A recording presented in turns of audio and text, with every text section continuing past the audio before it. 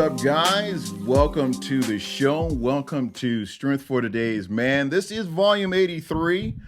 Thank you for tuning in today. I have some information that I want to share with you guys that I know we deal with on a daily basis.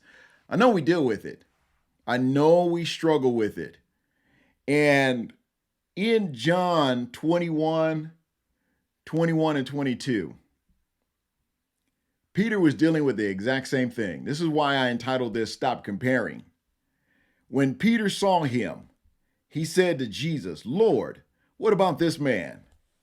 Jesus said to him, "If it is my will that he remain until I come, what is that to you? You follow me." Man, Jesus just checked Peter. I like that. I like the fact that Jesus checked Peter right where he was. And sometimes the Holy Spirit would check us. Sometimes we need to be checked. Sometimes we need to check some of our friends. Sometimes we need to check some of our family members. Sometimes we just need to check ourselves. And this is why I'm telling you, stop comparing. So if I have to check you guys today, I'm going to check you right now. Stop comparing yourself to other people. They're not you. They don't live the flawless life. What you see on social media, that's all filter. Nobody's that flawless. Nobody's that perfect. We're humans. We are flawed and we have flaws. So it's important for you as a person, as an individual, as a human being, as a creation of God, stop comparing yourself to another created being. You're not created equal. You were created uniquely. You were created for a particular purpose in life, just like they were. You can't compare what God has created you to do with that person. You can't compare with what God has given you with that person. It's not going to match up. It's not going to compare. It's not going to be the same. And it's easy. Sometimes every day, it's easy for us to compare our situation with other people's situations. And I know that's honest. We do that sometimes. Depending on what we're dealing with, we compare our situation with another person's situation. But think about it. The situations are not the same. And I'm sure we're wondering, I wonder how they would handle this. I wonder how they would do this. I wonder how they would. And then we continue on with that comparison. Then we continue on with maybe with what they have going against what we have going against what they have. So it's a back and forth. We might compare, especially men, we might compare salaries, home size, car style. You know, we see a guy drive by, and I see a lot where I am here, where I live, a lot of the old guys have these new style Corvettes. And I used to tease my kids, I guess that's the old man car for the day because that's the muscle car. Corvette has always been the muscle car for Americans, for old guys. Seems like everybody wants to get those Corvettes. I mean, they do look good. They look real nice. The body style, the body type, they look good. But we can't compare ourselves with what we drive to what they drive because we don't know their financial status. We don't know if they're struggling. We don't know if they're having a fit trying to pay that car note because they're trying to keep up with someone else.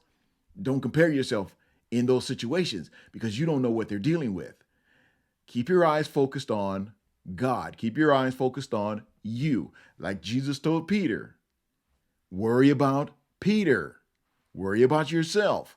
It's not about what other people are doing. And I know that we frequently wonder how we stack up. How do we stack up against someone else? We talk about this in our jobs. How do you stack up with the next employee? How do you stack up with the top producer in the office? How do you stack up with the top recruiter in the office? How do you stack up with the highest income earner in the office? How do you stack up?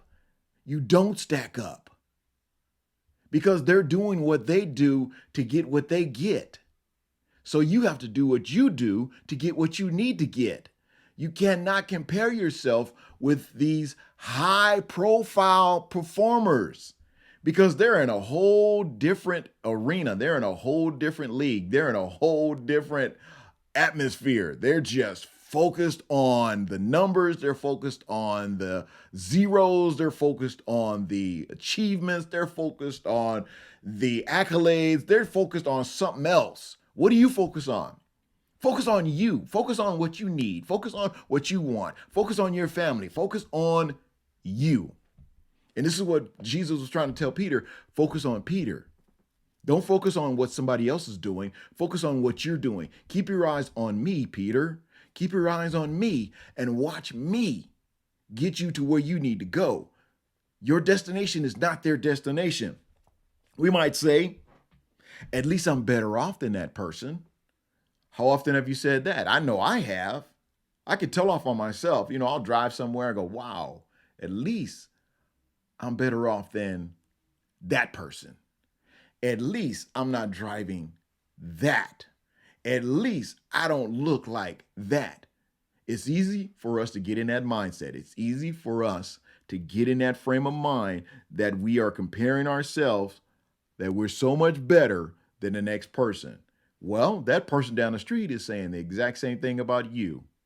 I used to hear when I was growing up, we're always wanting what the person down the street has. Oh, I wish I was like that person down the street. Oh, I wish that person and that person down the street is going, oh, I wish I was like them. Oh, I wish I had what they had. So it's always going back and forth. Somebody's always wanting something that somebody else has. Somebody always wants something better. Somebody always wants to compare with what they have to what other people have.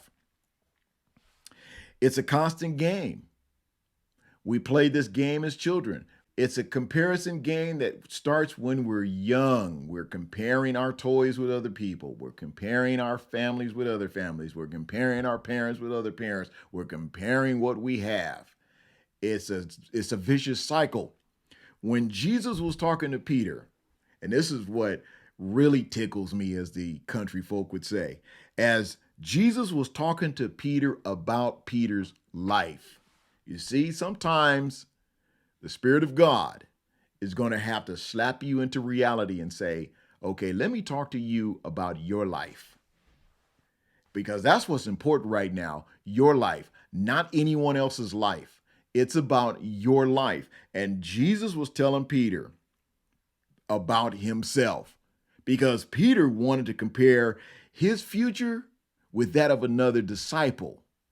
And I'm sure that right there kind of bothered Jesus.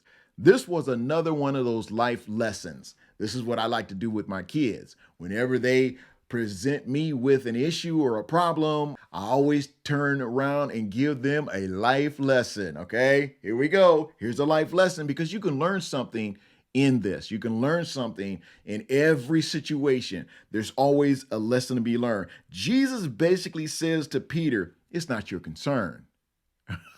I really like that. That's something I would say. Yeah, it ain't your concern. It doesn't concern you. Stop concerning yourself with somebody else. It doesn't concern you. So he told Peter, it does not concern where you're going, who you're hanging out with. Focus on me. And I'm going to tell you guys the exact same thing. Be concerned about yourself. Stop being concerned about other things you have no control over. Stop being concerned about other people. They don't live with you. Their name is not on the mortgage. Their name is not on the bill. And I always tell people, why are you concerned about something that is not in your control, that you have no control over? Why do people worry about other people's houses? You don't live there. Why are you concerned about what's going on in their house? There's things that I would say, if they don't live here and their name is not on the bill, it doesn't concern them. It's none of their business. And then one thing my brother used to say, I can't see it from my house. So whatever's going on in somebody else's house, I can't see it from my house. So it doesn't concern me. And that's a good thing. If you can't see it from your house, why are you worried about it? Stop worrying about it. He says to Peter, You follow me. Follow me. Then you don't have to worry about anything else. It seems the best cure for comparison is simply turning to Jesus and following him. Keep your eyes on Jesus. This is why Peter was always having problems, because he would take his focus off of Jesus. Same thing when he was in the boat on the sea. He wanted to go out to where Jesus was. He walked out on the waters. And just as soon as he took his focus off Jesus, we all know what happened. He started sinking because he took his focus off of Jesus. That's what happens to us. When we take our focus off of Jesus, we start to sink. Stop comparing yourself with other people. All of this comparing yourself to other women, you're not going to be like them. You don't have what they have. You can't be who they are. You're looking at all this flawless makeup. Those are filters. You're looking at all this flawless hair. Those are weaves. You're looking at all this flawless body work. It's implants. You cannot compare yourself to fake stuff. Why do you suffer with this? Be who you are. Be who you are, because what you're seeing is not real. Tell them to turn the filter off. Tell them to take all that makeup off. Tell them to drop all the facade and find out what they really look like. You know what the country folk used to say? You can paint an old barn all day long, but underneath all that paint, it's still an old barn. Be careful who you're comparing yourself with, because you don't know what they really look like behind all of that makeup, behind all of that beauty that's been painted on, that's been superficially induced. You don't know what they're dealing with. You don't know what kind of self-image problems they have. They're doing this because they need people to approve them. They need people to like them. They need people to want to be them. That's not you. Stop comparing. Let me finish up here. Think about what comparisons you might be making in your life today. And if you need help with that, you know I got some journals for you. I got a journal for him and I got a journal for her.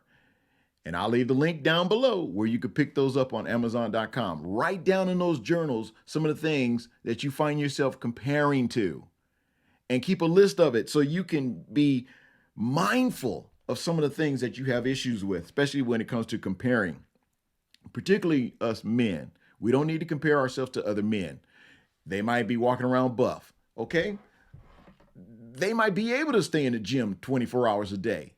That might not be your work regiment. You got a job, you got a family, you got kids.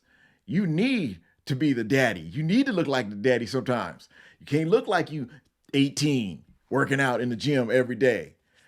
That's not your thing. But those that can do that, just wave at them and go, okay, that's great, man. You look good, dude. Man, you all swole. You all swole up. Man, you looking good, man. What you doing for yourself? I'm eating good. I'm eating right. I'm in the gym 3 times a day. You can't do that. So stop comparing yourself to someone that has that kind of schedule. How can you turn your attention to Jesus? How can you turn away from focusing on people that you cannot be like? How can you turn your attention away from them and stop comparing yourself to them and follow Jesus? Let me close with this. God, help me to follow you and focus on you. May I turn away from the temptation to compare myself with others. Stop comparing, guys. This is Strength for Today's Man, Volume 83. I look forward to seeing you again right back here tomorrow on the podcast. Remember, guys, something that I always remind you, don't just watch the show, don't just watch the podcast. Subscribe, like, and then share it with someone else. Don't keep it to yourself. Share the wealth. I look forward to seeing you real soon.